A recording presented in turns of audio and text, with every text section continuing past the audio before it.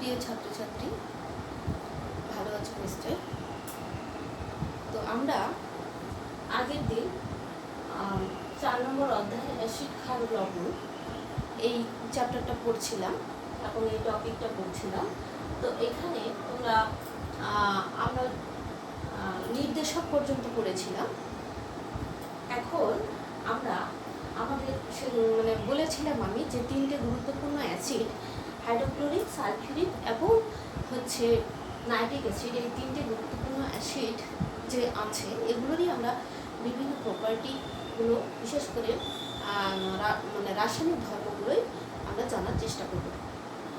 তো ভৌত ধর্মের মধ্যে অ্যাসিড দেখতে কেমন সেটা কালকে আমি দেখিয়েছিলাম, তবুও আরেকবার তোমাদের স্মরণ করিয়ে দিই যে অ্যাসিডগুলো কেমন দেখতে বা কালারিং হয় কিনা। তাহলে এক এক করে দেখো এখানে যে এটা দেখো নাইট্রিক অ্যাসিড। এটা নির্দিষ্ট কোনো কালার নেই, একদম জলের মতোই। খাঁটি যে নাইট্রিক অ্যাসিডটা তার নির্দিষ্ট কোনো কালার হয় না, হালকা ঈষৎ হলুদ দেখা যায়, কিন্তু জলের মতোই আসলে রং। তারপরে দেখো এটা হচ্ছে সালফিউরিক অ্যাসিড, এটা একটু ভারী হয়, তেলের মতো। আর হচ্ছে তোমার হাইড্রোক্লোরিক অ্যাসিড, এটারও নির্দিষ্ট কোনো রং নেই। তো এই অ্যাসিডগুলো আমরা কি করব, আমরা রাসায়নিক ধর্মগুলো জানার চেষ্টা করব। তো এখানে দেখো যে হাইড্রোক্লোরিক অ্যাসিড বা HCl, এটার আরেকটা নাম হচ্ছে মিউরিয়েটিক অ্যাসিড। এই নামটা ভালো করে মনে রাখবে, মিউরিয়েটিক অ্যাসিড। আর সালফিউরিক অ্যাসিড সেটা হচ্ছে আগেই বললাম তোমাদের যে তেলের মতো, খানিকটা এরকম চটচটে ভারী তেলের মতো, এই জন্য এটার নাম হচ্ছে তোমার ওয়েল অফ ভিট্রিয়ল। আর এটাকে আরেকটা নামে ডাকা হয়, সেটা হচ্ছে রসায়নের রাজা, কিং অফ কেমিক্যালস। অর্থাৎ এর রসায়নাগারে এর ব্যবহার এত বেশি যে অন্য কোনো অ্যাসিডের কিন্তু এত ব্যবহার নেই, তাই বহুল ব্যবহারের জন্য একে বলা হয় রসায়নের রাজা। আর নাইট্রিক অ্যাসিড, এর আরেকটা নাম হচ্ছে অ্যাকোয়া ফর্টিস বা তেজি জল। তেজি জল মানে শক্তিশালী জল, এই জিরো অ্যাসিডের চেয়ে নাইট্রিক অ্যাসিডের ক্ষমতাটা অনেক বেশি। যদি কোনো কারণে যদি অ্যাসিড দিয়ে যদি পুড়ে যায়, তাহলে হাইড্রোক্লোরিক অ্যাসিডে যতটা না ক্ষতি হয়, সালফিউরিক অ্যাসিডে যতটা না ক্ষতি হয়, নাইট্রিক অ্যাসিডে কিন্তু সবচেয়ে বেশি পরিমাণে ক্ষতি হয় এবং পুড়ে যাওয়ার সম্ভাবনা সবচেয়ে বেশি। এই জন্য এটাকে বলছে তেজি জল।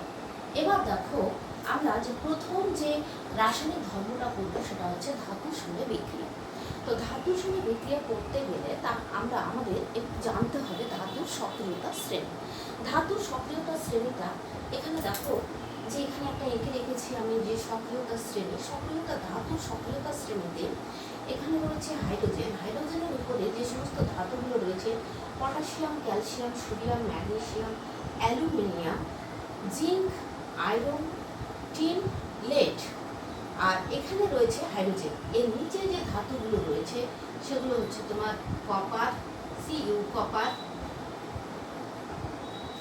তারপরে হচ্ছে তোমার মার্কারি, তারপরে হচ্ছে সিলভার, তারপরে হচ্ছে গোল্ডের। এগুলো সংকেত ছোটবেলায় চিহ্নগুলো ছোটবেলায় ক্লাস 7-এ পড়েছে ওগুলো। তো এই যে ধাতুগুলো রয়েছে হাইড্রোজেনের নিচে, 1, 2, 3, 4টে হাইড্রোজেনের নিচে রয়েছে, আর এই ধাতুগুলো হাইড্রোজেনের উপরে রয়েছে। তো ধাতুর সক্রিয়তা শ্রেণীটা আমি কেন এঁকেছি, যে এখানে দেখানোর জন্য যে হাইড্রোজেনের উপরে যে ধাতুগুলো রয়েছে, যে এই অবধি যে ধাতুগুলো রয়েছে তাদের কি হয়, সক্রিয়তা হাইড্রোজেনের চেয়ে বেশি। আর হাইড্রোজেনের যে নিচে যেগুলো আছে তাদের সক্রিয়তা হাইড্রোজেনের চেয়েও কম। অর্থাৎ এই যে সক্রিয়তা শ্রেণীটা আছে, সেই সক্রিয়তা শ্রেণী উপর থেকে নিচে যদি আসা যায়, তাহলে ধাতুগুলোর কিন্তু সক্রিয়তা আস্তে আস্তে কমতে থাকে। এই নিচের দিকে এদিকটাই হচ্ছে কম, আর এই অবধি উপরের দিকে আছে এদের সক্রিয়তা, এগুলোর সক্রিয়তা কিন্তু বেশি। নিচের উপরের গুলো, হাইড্রোজেনের যে উপরের ধাতুগুলোর সক্রিয়তা বেশি আর নিচের গুলোর সক্রিয়তা কম। বা উপর থেকে নিচে যদি আসে তাহলে ধাতুগুলোর সক্রিয়তা আস্তে আস্তে কমতে থাকে। তো এবার দেখো যে ধাতুর সঙ্গে যে বিক্রিয়া করবে সেগুলো কিন্তু এই ধাতুর সক্রিয়তা শ্রেণীটাকে ফলো করবে। এখানে দেখো যে ধাতুর সঙ্গে সাধারণত লঘু অ্যাসিডের বিক্রিয়া, যেগুলো হাইড্রোজেনের উপরে আছে তাদের ক্ষেত্রে লঘু অ্যাসিডের সঙ্গে বিক্রিয়ায় কি হয়, লবণ আর হলো হাইড্রোজেন উৎপন্ন হয়। যেমন ধরো সক্রিয় শ্রেণীর উপরে ধরো ম্যাগনেসিয়াম, একটা ধাতুকে নিলাম ম্যাগনেসিয়াম, তাহলে ম্যাগনেসিয়াম প্লাস হচ্ছে HCl, HCl ধাতুর সঙ্গে এটা HCl এর রিঅ্যাকশন হচ্ছে, HCl মানে হচ্ছে এটা লৌহ অবস্থায়। তো এটা যদি বিক্রিয়া হয় তাহলে কি হয়, MgCl2 এটা হচ্ছে লবণ আর উৎপন্ন হবে হাইড্রোজেন। এটা উপরে অ্যারো চিহ্ন দেওয়ার অর্থ হচ্ছে হাইড্রোজেন গ্যাস। তাহলে এখানে দেখো একটুখানি ব্যালেন্সও করে নিতে পারো, এখানে ক্লোরিন দুটো আছে, তাহলে এখানে দুটো দিয়ে দাও, হাইড্রোজেন দুটো আছে। তাহলে এই হচ্ছে ম্যাগনেসিয়ামের সঙ্গে হাইড্রোক্লোরিক অ্যাসিডের বিক্রিয়া। এবার সালফিউরিক অ্যাসিডের কি বিক্রিয়া হচ্ছে, একই রকম ভাবে ম্যাগনেসিয়াম প্লাস H2SO4 এটার যদি বিক্রিয়া করো তাহলে কি উৎপন্ন হবে, তোমার MgSO4 একটা লবণ, MgSO4 দেখো MgSO4 প্লাস হাইড্রোজেন, একই রকম ভাবে হাইড্রোজেন সেই ধাতুর একটা লবণ, সেটা সালফেট হোক, ক্লোরাইড হোক, নাইট্রেট হোক, এই জাতীয় হচ্ছে। তো এখানে নাইট্রিক অ্যাসিডের সঙ্গে ম্যাগনেসিয়াম প্লাস HNO3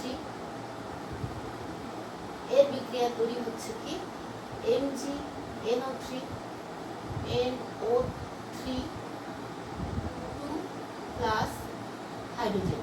এখানে একটা জিনিস খেয়াল রাখতে হবে তোমাদের, যে এই ধাতুগুলো কিন্তু কি কোল্ড ডাইলুট বা লঘু এবং শীতল অবস্থায় এগুলো বিক্রিয়া করেছে, এগুলো কিন্তু লঘু শীতল অবস্থায় বিক্রিয়া করেছে।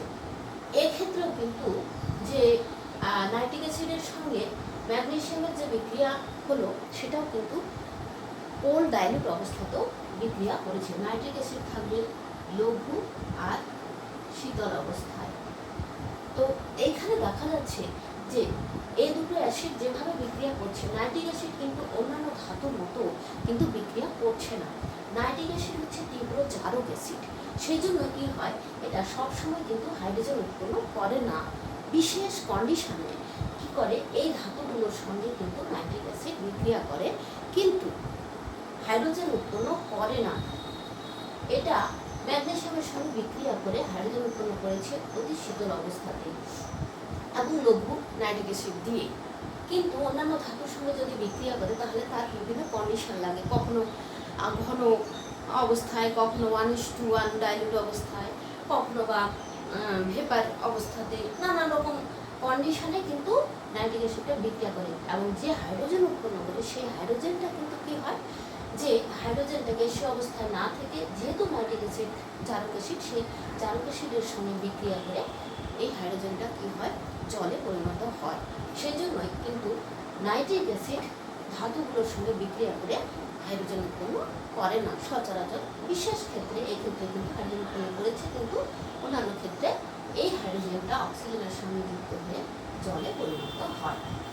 এ গেল ধাতুর সঙ্গে কি তোমার যেগুলো হাইড্রোজেনের উপরে আছে সেই ধাতুগুলোর সঙ্গে লঘু অ্যাসিডের বিক্রিয়ায় কি উৎপন্ন হলো, সেই ধাতুর একটা লবণ আর কিন্তু হাইড্রোজেন গ্যাস উৎপন্ন হলো।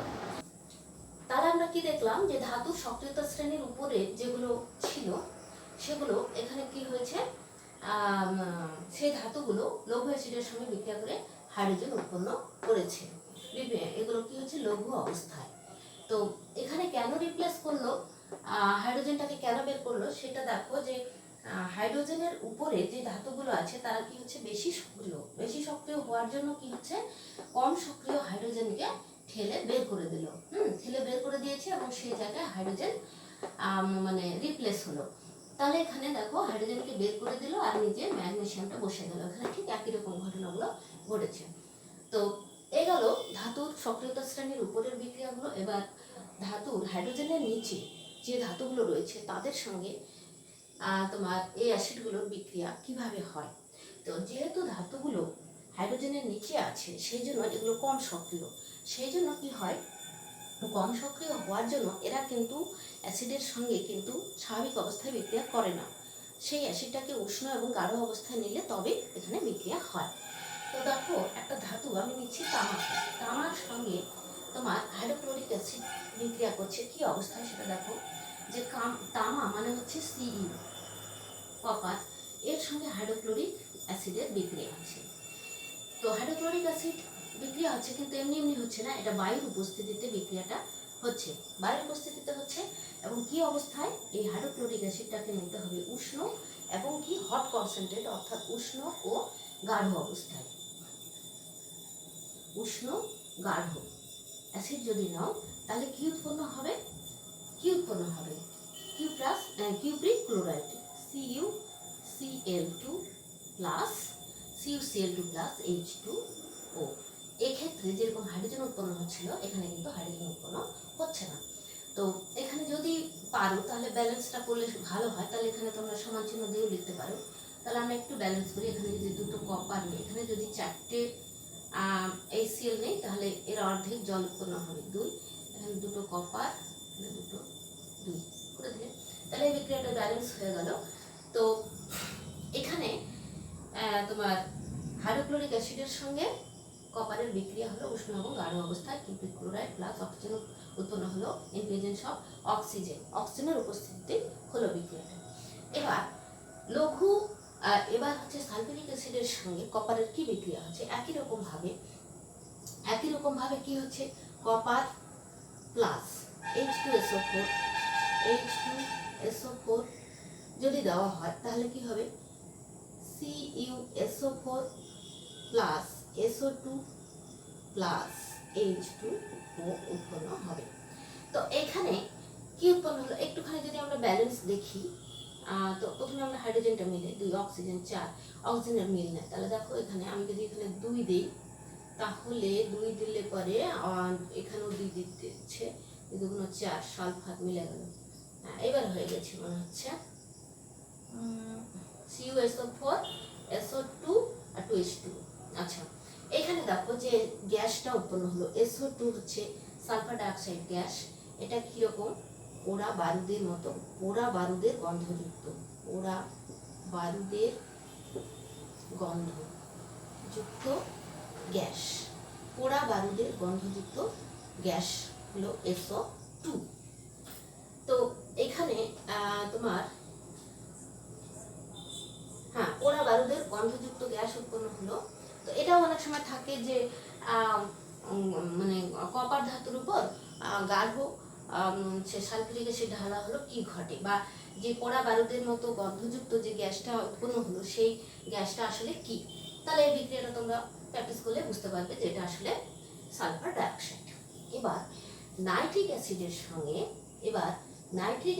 সঙ্গে যদি কপারের বিক্রিয়া হয়, সেটা কিন্তু এরকম একটা ধাপে হয় না। এক্ষেত্রে কি হয় যে বিভিন্ন কন্ডিশনে কিন্তু নাইট্রিক অ্যাসিডের সঙ্গে কপারের বিক্রিয়া হয়, এবং এই বিক্রিয়াটা খুব ভালো করে মুখস্থ রাখবে, ব্যালেন্স বিক্রিয়া সহ। তাহলে প্রথমে আমরা 1 নম্বর যদি ধরি, কপারের সঙ্গে নাইট্রিক অ্যাসিডের একটা কন্ডিশন দেখো, সেটা হচ্ছে copper plus nitric acid HNO3, HNO3, এটা কি কন্ডিশনে বিক্রিয়া করবে? এটা হচ্ছে হট কনসেন্ট্রেট। এটা হচ্ছে হট কনসেন্ট্রেটকে বাংলাতে বলা হচ্ছে উষ্ণ গাঢ়। উষ্ণ এবং গাঢ় অবস্থায় যদি বিক্রিয়াটা হয়, তাহলে নাইট্রিক অ্যাসিড নেওয়া হয়, তাহলে কি উৎপন্ন হবে? Copper nitrate, CuNO3 plus NO2 plus H2O উৎপন্ন হবে। কিউপ্রিক নাইট্রেট, নাইট্রোজেন ডাইঅক্সাইড এবং জল। তো এখানে নাইট্রিক অ্যাসিডটাকে নেওয়া হবে উষ্ণ এবং গাঢ় অবস্থায়। এই যে নীল রঙের কিন্তু কিউপ্রিক নাইট্রেট উৎপন্ন হবে, আর এই যে নাইট্রোজেন ডাইঅক্সাইড উৎপন্ন হলো, এটা বাদামি বর্ণের গ্যাস। এটা হলো, আচ্ছা প্রথমে আমরা যদি ব্যালেন্সটা দেখে নিই, এখানে যদি তুমি কত নাও, এটা যদি 4 নাও, তাহলে অর্ধেক জল উৎপন্ন হবে 2H2O, আর NO2টা হবে, নাইট্রোজেন 4 হয়ে আছে, তাহলে দুটো আছে, তাহলে আর দুটো লাগবে, 2NO2। আচ্ছা ব্যালেন্স হয়ে গেল। এই এই যে গ্যাসটা সেটা হচ্ছে তোমার কি বাদামি বাদামি গ্যাস। এটা কিন্তু নাইট্রিক অ্যাসিড শনাক্তকরণে এই বিক্রিয়াটা কাজে লাগে। তাহলে বাদামি বর্ণের গ্যাস নির্গত হলো আর জল আর নীল বর্ণের কিউপ্রিক নাইট্রেট উৎপন্ন হলো। এবার এটা উষ্ণ এবং গাঢ় অবস্থায় 2 নম্বর যে কন্ডিশনটা সেটা দেখো, কপারের সঙ্গে নাইট্রিক অ্যাসিডের 1:1 অর্থাৎ মানে 50% জল 50% অ্যাসিড থাকবে এবং শীতল অবস্থায় 50% 1:1 শীতল নাইট্রিক অ্যাসিড। তাহলে কপার প্লাস HNO3 এটা যদি বিক্রিয়া করে একই রকম ভাবে কপার নাইট্রেট তৈরি হবে CuNO3 এখানে NO2 জায়গায় হবে NO নাইট্রিক অক্সাইড প্লাস তৈরি হবে H2O। একই রকম, এগুলো সব একই রকম, বিক্রিয়াগুলো বারবার লিখলে হয়ে যাবে। তো একটু ব্যালেন্সটা আমরা দেখে নিই। এটাকে যদি দাও 8, আচ্ছা তাহলে এটা যদি 3 দাও, এগুলো মুখস্থ করলে লিখতে লিখতে মুখস্থ হয়ে যাবে। আর NO এটা 2 দাও, আর অ্যাসিড যতটা থাকবে জল হবে তার অর্ধেক, এটা 4H2O 4 প্লাস 4H2O হয়ে গেল। এবার তাহলে দেখো এটা কোন কন্ডিশনে করেছে, 1:1 শীতল নাইট্রিক অ্যাসিড দিলে পরে cupric nitrate nitric oxide plus জল, এই যে নাইট্রিক অক্সাইড উৎপন্ন হলো। আচ্ছা নাইট্রিক অক্সাইড উৎপন্ন হলো, সেই নাইট্রিক অক্সাইডটা কিন্তু এটাও একটা গ্যাস, এটা হলো বর্ণহীন একটা গ্যাস তৈরি হলো। এরপরে 3 নম্বর যে কন্ডিশন, 3 নম্বর কন্ডিশনটা কি, যে কপার প্লাস নাইট্রিক অ্যাসিড একই রকম ভাবে, এটা কিন্তু অন্য কন্ডিশনে দেখো HNO3 এটা কি অবস্থায়, এটা হচ্ছে কোল্ড ডাইলুট অর্থাৎ ঠান্ডা শীতল অবস্থায়, এটা হচ্ছে ঠান্ডা মানে শীতল, কোল্ড ডাইলুট মানে শীতল লঘু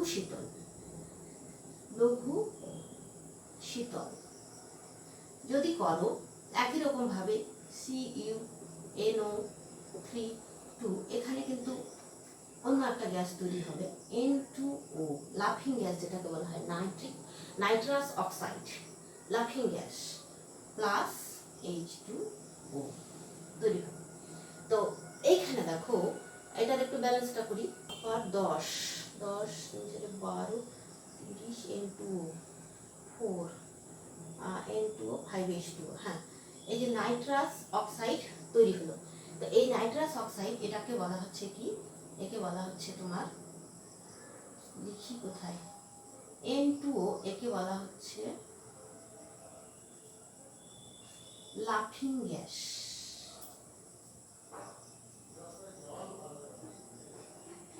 লাফিং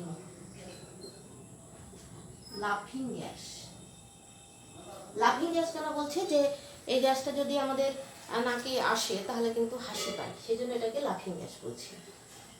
আচ্ছা এরপরে এটা লঘু এবং শীতল অবস্থায় বিক্রিয়া করছে, কপার নাইট্রেট এটা উৎপন্ন হলো। আর একটা আছে সেটা হলো তোমার কপার, এটা কিন্তু হট উত্তপ্ত অবস্থায়, উত্তপ্ত কপার এর উপর দিয়ে যদি নাইট্রিক অ্যাসিডের বাষ্প চালনা করা হয়, HNO3 বাষ্প যদি চালনা করা হয় তাহলে কি হবে, কিউপ্রিক অক্সাইড কালো রঙের তৈরি হবে, আর হবে নাইট্রোজেন গ্যাস প্লাস জলীয় বাষ্প।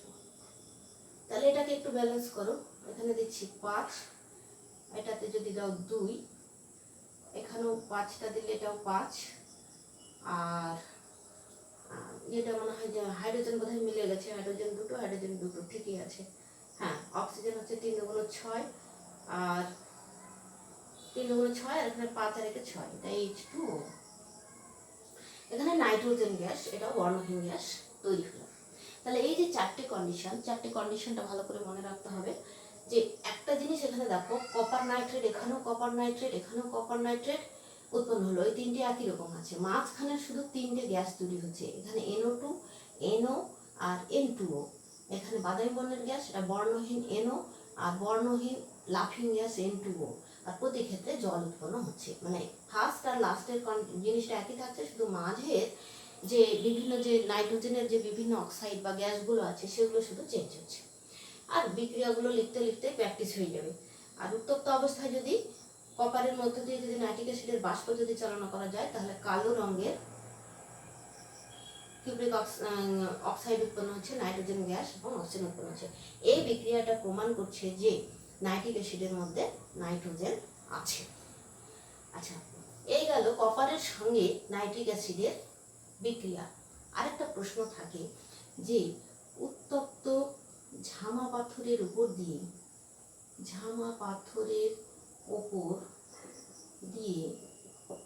ফোঁটা ফোঁটা নাইট্রিক অ্যাসিড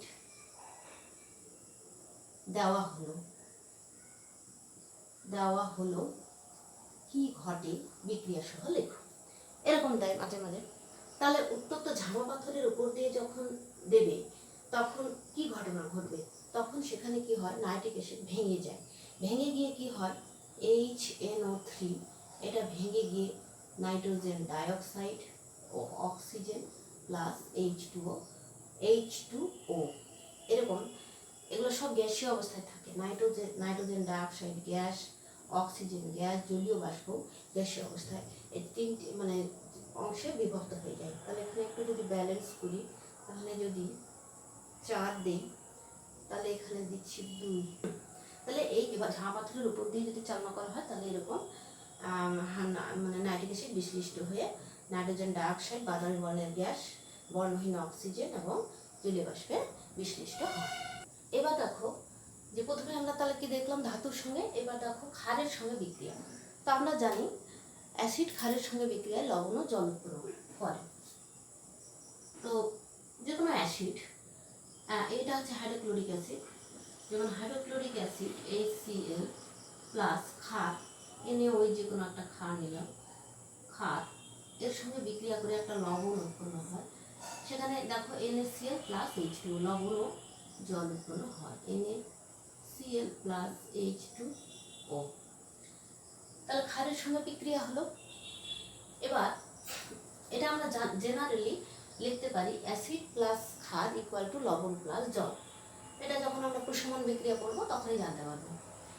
এখানেও তাই, এখানেও নাইট্রিক অ্যাসিড নাও, HNO3, এই সালফিউরিক অ্যাসিড, এটা তো সালফিউরিক অ্যাসিড, H2SO4 প্লাস কি NaOH, ক্ষার NaOH দিলে পরে কি হচ্ছে, সোডিয়াম সালফেট, এখানে লবণ তৈরি হচ্ছে NaSO4 প্লাস H2O। এখানে লিখে দিই অ্যাসিড প্লাস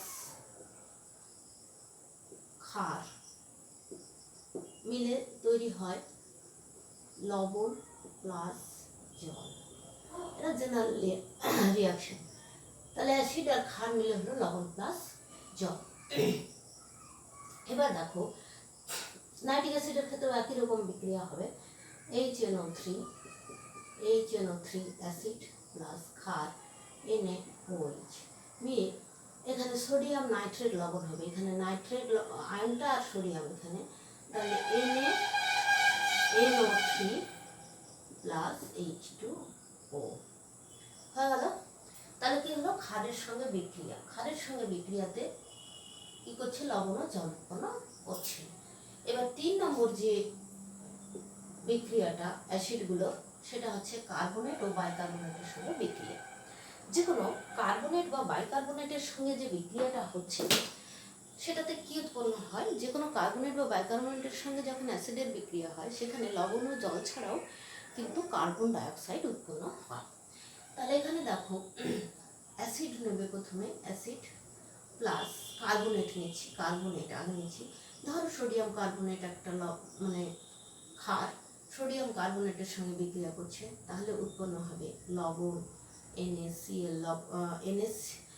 NaCl লবণ plus carbon dioxide plus H2O। এখানে আগের বিক্রিয়ার মতো দেখো লবণ ও জল ছিল, এখানে অতিরিক্ত কার্বনেটটা থাকার জন্য কার্বন ডাই অক্সাইড তৈরি হলো। তো এখানে কার্বনেটের সঙ্গে হলো, এবার যদি বাইকার্বনেটের সঙ্গে বিক্রিয়া করি তাহলে HCl প্লাস হচ্ছে বাইকার্বনেট, মানে যেটাকে খাবার সোডা আমরা বলি, সোডিয়াম বাইকার্বনেট, এটা খাবার সোডার সংকেত আর কি। তাহলে এখানে এখানে কি উৎপন্ন হবে? একই রকম জিনিস উৎপন্ন হবে। বাইকার্বনেটের সঙ্গে বিক্রিয়া করে যা হবে তোমার কার্বনেটের সঙ্গেও একই হবে, একই মানে উৎপন্ন হবে, একই বিক্রিয়াজাত পদার্থ NaCl plus CO2 plus H2O একই হবে। তেমনি এই অ্যাসিডগুলোর ক্ষেত্রেও তাই, sulphuric acid H2SO4 plus sodium carbonate Na2CO3 একই রকমভাবে sodium sulphate Na2SO4, sodium sulphate এখানে এটা ভুল হয়েছে, এটা Na2 হবে, সোডিয়াম সালফেটের সংকেত হচ্ছে Na2, হ্যাঁ Na2SO4, মানে সালফেট মূলকের যোজ্যতা হচ্ছে 2 আর সোডিয়ামের 1, সেজন্য Na2SO4। তো এটাকে তোমরা ব্যালেন্সও করতে পারো, দুটো এখানে আছে, এখানে 2 দিয়ে দাও, তাহলে দুটো সোডিয়াম মিলে গেল, তাই তো। তাহলে এখানে তোমার Na2SO4 আর এদিকে হলো তোমার সালফার ডাইঅক্সাইড জল।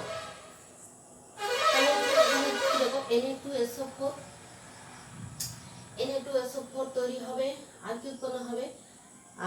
আগের মতোই এখানে অতিরিক্ত যেটা হবে সেটা হচ্ছে কার্বন ডাইঅক্সাইড আর হলো জল। ব্যালেন্স যদি করতে না পারে এমনি ছেড়ে দেবো অ্যারো চিহ্ন দিয়ে, হ্যাঁ। তো এটা আবার বাইকার্বনেটের সঙ্গে বিক্রিয়া করো, H2SO4 plus NaHCO3 sodium bicarbonate, এর সঙ্গে যদি বিক্রিয়া করো একই জিনিস তৈরি হবে। এখানে সোডিয়াম সালফেট উৎপন্ন হবে, NaH বাইসালফেট, সোডিয়াম বাইসালফেট উৎপন্ন হবে, যেহেতু বাইকার্বনেট সেজন্য bisulphate, NaHSO4 plus CO2 plus H2O একই জিনিস। এবার নাইট্রিক অ্যাসিডের সঙ্গে যদি করো HNO3 plus sodium carbonate Na2CO3 যদি করো তাহলে এখানে কি হচ্ছে? Sodium nitrate NaNO3 plus CO2 plus H2O। একই রকম বাইকার্বনেটের সঙ্গে HNO3 প্লাস সোডিয়াম HCO3, তাহলে কি হলো? সোডিয়াম বাইকার্বনেট দিলে এখানে উৎপন্ন হবে একই রকম ভাবে সোডিয়াম কার্বনেট, এই sodium nitrate NaNO3 plus CO2 plus H2O। এরকম উভয় ক্ষেত্রে কিন্তু এখানে দেখো যে লবণ এবং জল ছাড়াও অতিরিক্ত উৎপন্ন হচ্ছে কার্বন ডাইঅক্সাইড, সোডিয়াম ক্লোরাইড। এখানে বাইকার্বনেটের সঙ্গেও বিক্রিয়া করে যা হচ্ছে কার্বনেটের সঙ্গে একই রকম ভাবে বিক্রিয়া করে এখানে সালফেট উৎপন্ন হচ্ছে, এখানে বাইসালফেট হচ্ছে। আর এখানে সোডিয়াম বাইকার্বনেটের সঙ্গে বিক্রিয়া করলেও কিন্তু সোডিয়াম নাইট্রেট হচ্ছে, এখানেও সোডিয়াম নাইট্রেট উৎপন্ন হচ্ছে। তো এই হলো এই তিনটে অ্যাসিডের যে মেন রিয়াকশান বা রাসায়নিক ধর্ম সেগুলো। যে প্রথমে আমরা ধাতুর সঙ্গে বিক্রিয়া দেখলাম, তারপরে দেখছি ক্ষারের সঙ্গে বিক্রিয়া, 3 নম্বর হচ্ছে কার্বনেট এবং বাইকার্বনেটের সঙ্গে বিক্রিয়া। এবার আমরা এই যে তিনটে অ্যাসিড হাইড্রোক্লোরিক, সালফিউরিক এবং নাইট্রিক অ্যাসিডের শনাক্তকরণ কিভাবে করব। প্রথমে আমরা অ্যাসিডের শনাক্তকরণ, মানে তিনটে অ্যাসিডই এখন আমরা শনাক্তকরণ করব। তো হাইড্রোক্লোরিক অ্যাসিডকে আমরা এখন কি করে শনাক্ত করব? আচ্ছা দেখো, হাইড্রোক্লোরিক অ্যাসিড, এরকম একটা হাইড্রোক্লোরিক অ্যাসিড, এই হাইড্রোক্লোরিক অ্যাসিড HCl হাইড্রোক্লোরিক অ্যাসিডের মধ্যে যদি আমি কি করি, সিলভার নাইট্রেট দ্রবণ যদি দিই তাহলে কি হবে? দইয়ের মতো সাদা থকথকে পদক্ষেপ পড়বে। এর থেকে বোঝা যায় যে এই অ্যাসিডটা হচ্ছে হাইড্রোক্লোরিক অ্যাসিড। তোমাকে যদি লেবেলবিহীন অবস্থায় যদি টেস্ট টিউবটাতে এরকম করে ভরে দিয়ে দেওয়া হলো আর বলা হলো যে এটা কোন অ্যাসিড, তুমি কি করে বুঝবে? এটা তো জলের মতোই দেখতে, তখন সিলভার নাইট্রেট দ্রবণ দেব। তারপর আরও পরপর অ্যাসিডগুলোর কথা বলছি। প্রথমে হাইড্রোক্লোরিক অ্যাসিড। দেখো এখানে সিলভার নাইট্রেট AgNO3 আছে, এটা আমি এখন এখানে অ্যাড করছি হাইড্রোক্লোরিক অ্যাসিডের মধ্যে। দেখো দেখো কিরকম লাগছে, থকথকে সাদা অধক্ষেপ, দইয়ের মতো থকথকে সাদা অধক্ষেপ পড়লো সিলভার নাইট্রেট দ্রবণ দেওয়ার জন্য। তাহলে এই বিক্রিয়াটা তাহলে আমরা লিখে ফেলি যে এটা কি হলো, যে হাইড্রোক্লোরিক অ্যাসিড এর মধ্যে সিলভার নাইট্রেট দ্রবণ দিলাম AgNO3 দিয়ে যে থকথকে অধক্ষেপটা পড়লো সেটা কিসের অধক্ষেপ, সেটা হচ্ছে সিলভার ক্লোরাইডের সাদা অধক্ষেপ AgCl এর সাদা অধক্ষেপ পড়লো, আর উৎপন্ন হচ্ছে HNO3। জাস্ট Cl আর Ag মিলে AgCl হলো, আর H আর NO3। এই যে তোমার থকথকে সাদা অধক্ষেপটা পড়লো সেটা কিন্তু নাইট্রিক অ্যাসিডে অদ্রাব্য, সেটা আমরা লিখবো এখন। তো এখানে দেখো যে এটা হচ্ছে সাদা অধক্ষেপ,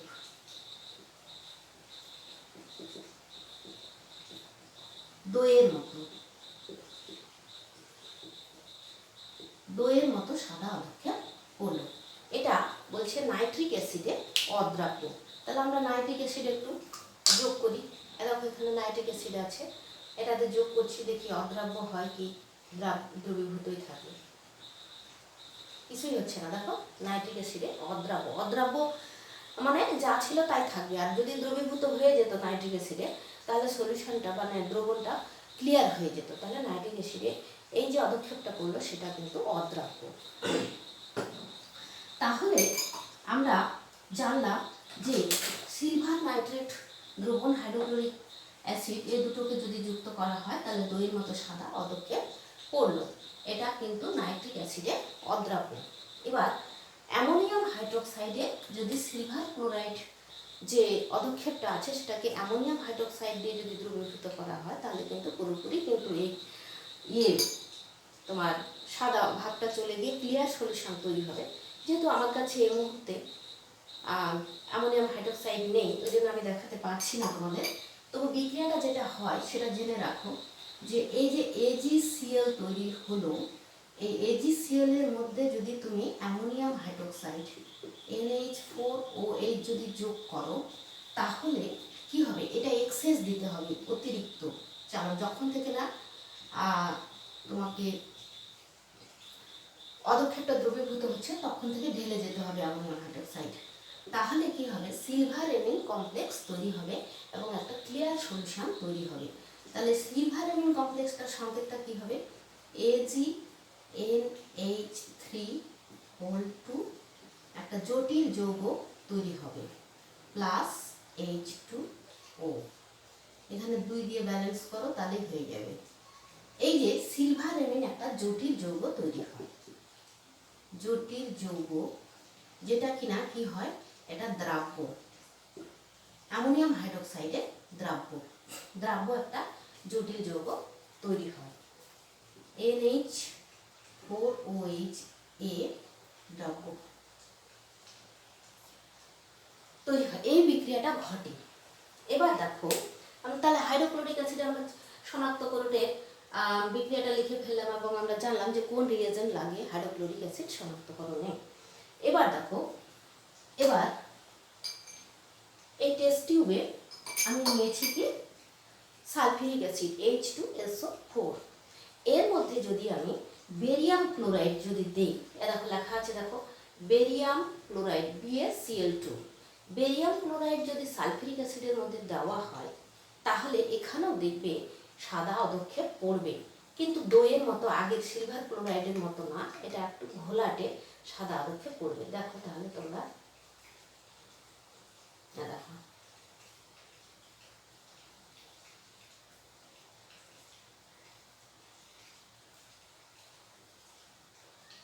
দেখো দইয়ের মতো সাদা অধক্ষেপ না, এটা এমনি শুধু ঘোলাটে অধক্ষেপ পড়ছে। বেরিয়াম ক্লোরাইড যোগ করলে এখানে সাদা অধক্ষেপ পড়ছে। দেখো, এটা সিলভার ক্লোরাইড দিয়ে সাদা অধক্ষেপ ছিল, এটা বেরিয়াম ক্লোরাইড দিয়ে। তো সিলভার ক্লোরাইডের অধক্ষেপটা কিন্তু দেখো এখানে দইয়ের মতো একদম ঘন হয়ে আছে, আর এটা কিন্তু অতটা ঘন নেই। তো বেরিয়াম ক্লোরাইডের সাদা অধক্ষেপ পড়লো। তাহলে এই ক্ষেত্রে বিক্রিয়াটা তাহলে কি হলো, যে সালফিউরিক অ্যাসিড H2SO4 এর সঙ্গে কি দিলাম, বেরিয়াম ক্লোরাইড BaCl2 যদি দেওয়া দিলে কি উৎপন্ন হলো, বেরিয়াম সালফেটের একটা সাদা অধক্ষেপ তৈরি হলো। এটা হচ্ছে সাদা অধক্ষেপ, সাদা অধক্ষেপ। আর তৈরি হবে বেরিয়াম সালফেট আর হচ্ছে HCl, এখানে দুটো হবে। তাহলে দিলে যে সাদা অধক্ষেপ পড়লো সেটা কিন্তু হাইড্রোক্লোরিক অ্যাসিডের অদ্রাব্য। দেখি এটা হাইড্রোক্লোরিক অ্যাসিডের অদ্রাব্য কিনা। এটা হাইড্রোক্লোরিক অ্যাসিড লেখা আছে গায়ে, দেখো হাইড্রোক্লোরিক অ্যাসিড। তাহলে এটা অদ্রাব্য, মানে যেরকম ছিল সেরকমই থাকবে, এটা কোনো চেঞ্জ আসবে না। দেখো অদ্রাব্য, যে অধক্ষেপটা পড়লো সেটা হাইড্রোক্লোরিক অ্যাসিডের অদ্রাব্য। এটা বেরিয়াম সালফেট HCl অদ্রাব্য। নাইট্রিক অ্যাসিডের দ্রাব্য কিনা সেটা দেখি একটু, নাইট্রিক অ্যাসিড দিয়ে।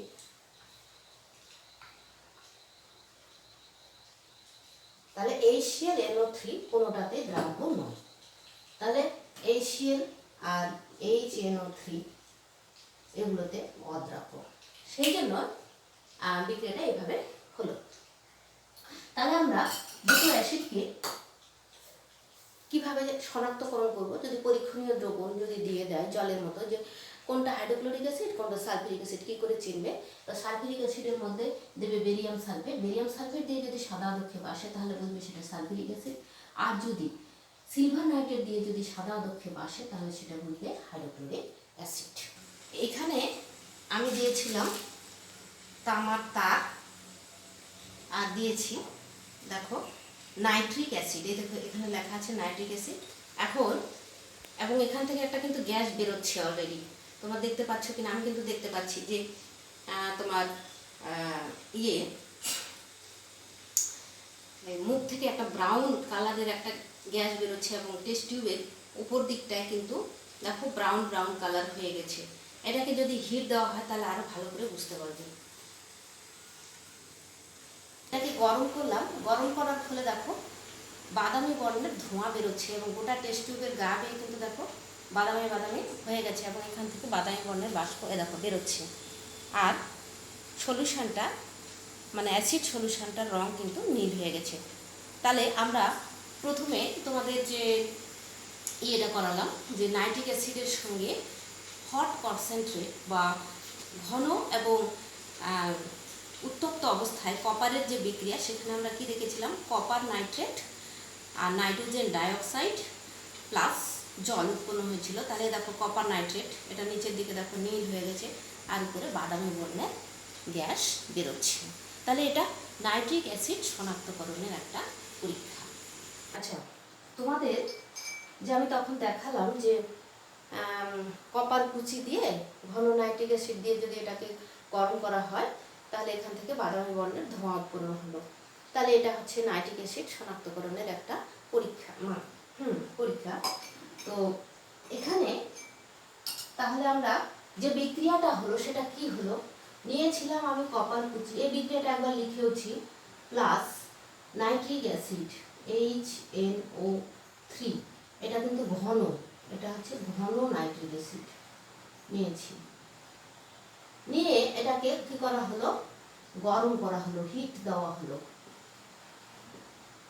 গরম করলে তোমরা দেখলে যে একটা বাদামি বর্ণের ধোঁয়া বেরোলো, আর সলিউশনটা নিচের দিকটা হয়ে গেল নীল, দেখালাম এখানে। তাহলে কি উৎপন্ন হয়েছে? উৎপন্ন হয়েছে CuNO3 plus NO2 plus H2O, এই বিক্রিয়াটা হয়েছে। একটু ব্যালেন্স করো, এখানে 4, এখানে দাও 2, এখানে দাও 2। এই যে বাদামি বর্ণের গ্যাসটা উৎপন্ন হলো সেটাই তখন তোমরা দেখলে। আর এই যে নীল নীল যে জিনিসটা দেখতে পাচ্ছ সেটা হলো এই কপার নাইট্রেট, নীল রং হলো। আর এই যে গ্যাস যেটা বেরোলো এটা হলো বাদামি, তোমরা দেখতে পেলে। তাহলে এই পরীক্ষা থেকে আমরা নাইট্রিক অ্যাসিড চিনতে পারছি। এবার নাইট্রিক অ্যাসিড শনাক্তকরণের আরেকটা পরীক্ষা আছে, সেটাকে বলা হচ্ছে রিং টেস্ট বা বলয় পরীক্ষা। তো সেই বলয় পরীক্ষাটা কিন্তু মানে এখানে আমি দেখাতে পারছি না বিভিন্ন কারণের জন্য। তো তবুও বলয় পরীক্ষার বিক্রিয়াটা কিন্তু ভালো করে মনে রাখবে। এটা অনেক সময় থাকে যে বলয় পরীক্ষায় যে বলয়টা তৈরি হয় সেটার সংকেতটাই বা কী। তো বলয় পরীক্ষা এখানে 1 নম্বর, এটা 2 নম্বর হচ্ছে বলয় পরীক্ষা বা রিং টেস্ট, বলয় পরীক্ষা। তো বলয় পরীক্ষার যে বিক্রিয়াটা সেটা কিন্তু বেশ কঠিন আছে, বারবার প্র্যাকটিস করবে এটাকে। তো বলয় পরীক্ষাটা কি করা হয়, প্রথমে নাইট্রিক অ্যাসিড দ্রবণটা নিয়ে নেওয়া হয়, তারপর সেখানে সদ্য প্রস্তুত ফেরাস সালফেট দ্রবণ তৈরি করে তার মধ্যে ঢেলে দেওয়া হয়। ঢেলে দিয়ে এই দুটো মিশ্রণকে কি করা হয়, ঠান্ডা করা হয়। ঠান্ডা করে সেই টেস্ট টিউবের গা বেয়ে ঘন সালফিউরিক অ্যাসিড ঢালা হয়। ঢাললে 2 অ্যাসিড, নাইট্রিক অ্যাসিড এবং সালফিউরিক অ্যাসিড, এই 2 অ্যাসিডের সংযোগস্থলে একটা বাদামি বর্ণের রিং তৈরি হয়। এর থেকে বোঝা যায় যে এই অ্যাসিডটা হচ্ছে নাইট্রিক অ্যাসিড। তাহলে আমি বিক্রিয়াটা কি হয় সেটা দেখো। কি হয়, প্রথমে নেওয়া হয় কি বললাম, নাইট্রিক অ্যাসিড, ঘন নাইট্রিক অ্যাসিড নেবে, তারপরে নেবে সদ্য প্রস্তুত ফেরাস সালফেট, ফেরাস সালফেটটা থাকে গুঁড়ো গুঁড়ো লবণের মতো কিন্তু হালকা সবুজ রঙের, এটা জলের মধ্যে গুলে একটা দ্রবণ তৈরি করে নাইট্রিক অ্যাসিডের জলীয় দ্রবণে ঢেলে দিতে হবে। তারপরে এই দুটোকে ঠান্ডা করতে হবে। ঠান্ডা করে তারপরে টেস্ট টিউবের গা দিয়ে আস্তে আস্তে করে ঘন সালফিউরিক অ্যাসিড ঢালতে হবে। H2SO4 এতগুলো জিনিস যদি দাও তাহলে বাদামি বর্ণের একটা বলয় তৈরি হয়। তাহলে তৈরি হচ্ছে তোমার ferric sulphate Fe2SO4 whole Fe2SO4 whole 3, আয়রনের যোজ্যতা 3 আর সালফেটের যোজ্যতা হচ্ছে 2, এটা তৈরি হয়। আর তৈরি হয় হচ্ছে তোমার NO। NO মানে হচ্ছে এটাকে বলা হয় নাইট্রোসিল গ্রুপ, নাইট্রোসিল। আচ্ছা, তারপর তৈরি হচ্ছে তোমার H2O, এটা তৈরি হলো। এরপর এই যে ferric sulphate plus nitric oxide আর জল, এদের মধ্যে আবার বিক্রিয়া হয়। এবার ফেরিক সালফেট এটা তৈরি হলো না, এদের মধ্যে না, এটা তৈরি হলো। এবার এই ফেরাস সালফেটটা কি করছে, জলের সঙ্গে বিক্রিয়া করছে, FeSO4 প্লাস জল দিয়ে তৈরি হচ্ছে কি, আয়রন এবং জল মিলে একটা কমপ্লেক্স তৈরি হচ্ছে সালফেট দিয়ে, FeH2O হোল 6SO4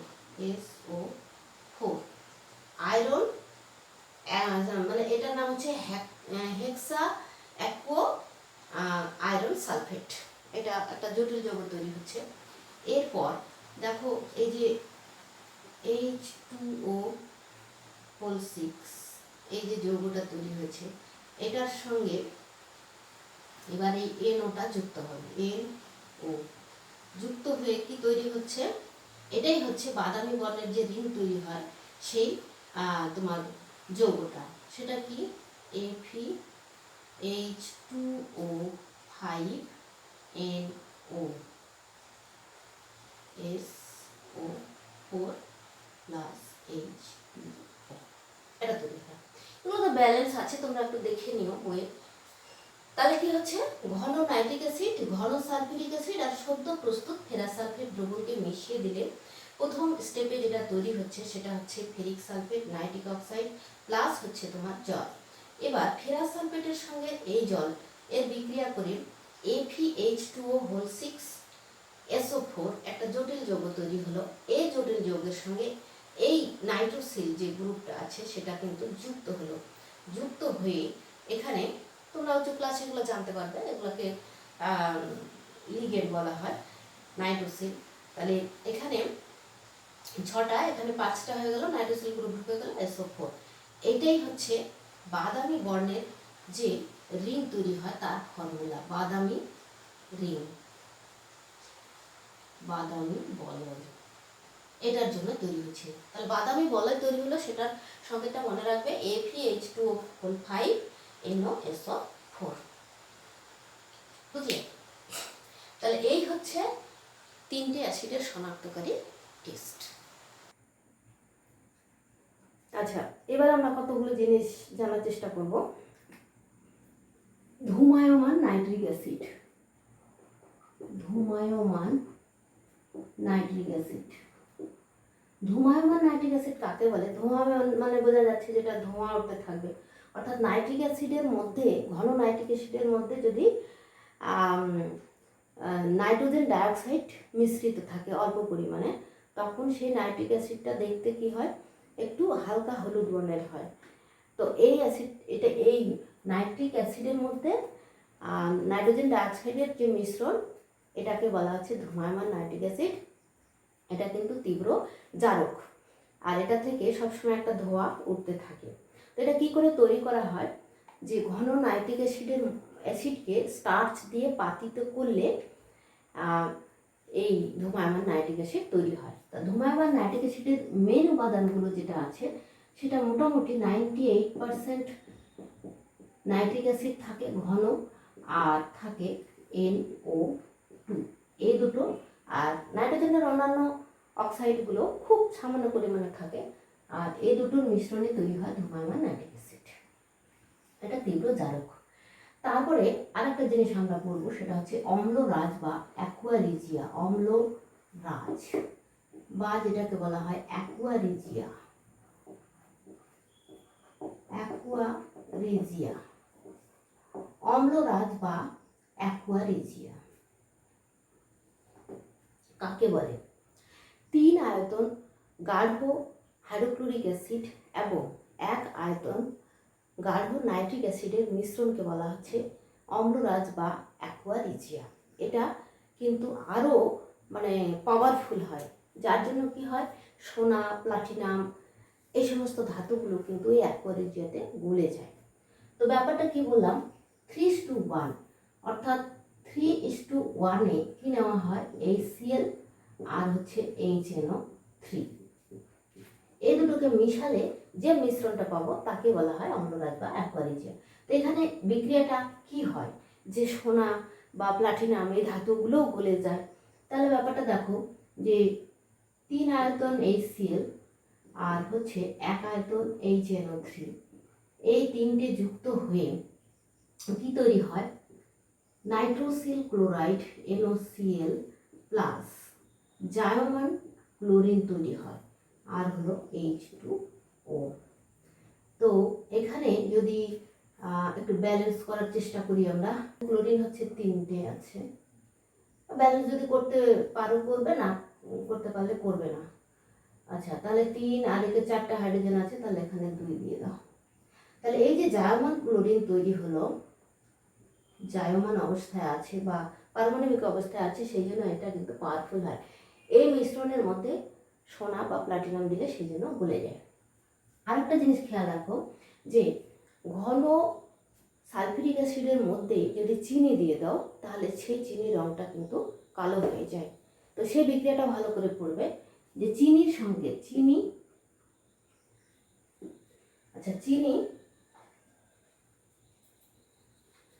সংকেত হচ্ছে C12, H22, O11,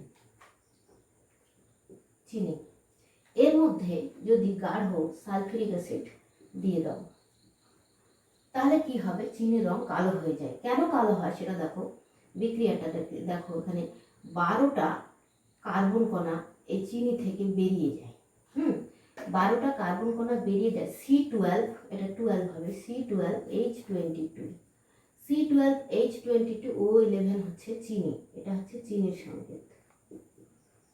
আর এটা তো সালফিউরিক অ্যাসিড যুক্ত হয়ে 12টা কার্বন কণা বেরিয়ে যায়, আর 11টা জলের অণু, 11টা জলের অণুর সঙ্গে সালফিউরিক অ্যাসিড যুক্ত হয়। জলের 11টা অণুকে সালফিউরিক অ্যাসিড শোষণ করে নেয়। এটা হচ্ছে সালফিউরিক অ্যাসিডের জলাকর্ষী ধর্ম। তোমাদের পরীক্ষায় এটা আসে যে সালফিউরিক অ্যাসিডের যে জলাকর্ষী ধর্ম আছে সেটা জলাকর্ষী ধর্ম, সালফিউরিক অ্যাসিড H2SO4 এর জলাকর্ষী ধর্ম।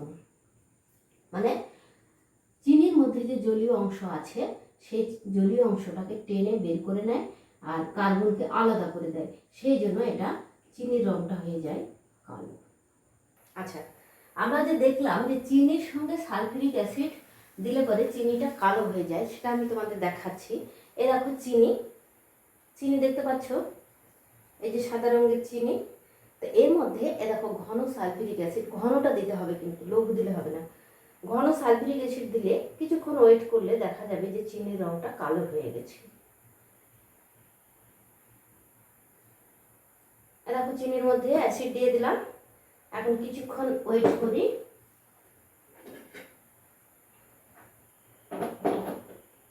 কিছুক্ষণ ওয়েট করি, দেখা যাবে যে চিনিটা কালো হয়ে গেছে।